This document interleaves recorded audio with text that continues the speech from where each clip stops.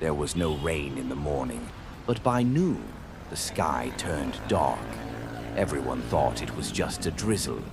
But in just minutes, water rushed down from the mountains like a dam exploded. The streets turned into rivers, and the river became an ocean. Houses were swept away one by one. Some completely collapsed, along with screams and a sudden power outage. Now it's quiet again. But at night, if you listen closely, you can still hear the waves among the ruins. Please pray the family affected of flood, and don't forget to like and subscribe.